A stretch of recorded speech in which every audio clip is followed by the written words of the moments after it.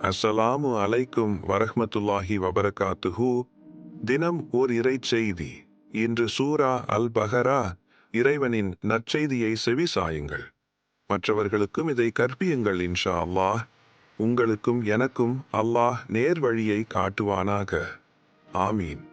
நபியே, தீவினையாளர்கள் தாம் ஈற்றிய தீயவற்றை குறித்து இறை தண்டனையை எண்ணி அஞ்சிக் கொண்டிருப்பதை மறுமை நாளில் நீர் காண்பீர். ஆயினும் அது அவர்களுக்கு நிகழ்ந்தே தீரும். நம்பிக்கை கொண்டு நற்செயல் புரிந்தவர்கள் சொர்க்கச் சோலைகளில் இருப்பர். அவர்களின் இறைவனிடம் விரும்பியவை கிடைக்கும். இதுவே பேரருளாகும். நம்பிக்கை கொண்டு நற்செயல் புரியும் தன் அடியார்களுக்கு இதையே அல்லாஹ் நற்செய்தியாக கூறுகிறான். நபியே, நீர் கூறும், நான் இப்பணிக்காக உங்களிடத்தில் எந்த கூலியையும் கேட்கவில்லை.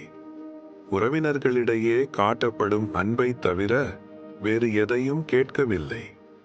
எவர் நற்செயல் புரிகிறாரோ நாம் அவருக்கு நன்மையை மிகுதிப்படுத்தி விடுவோம்.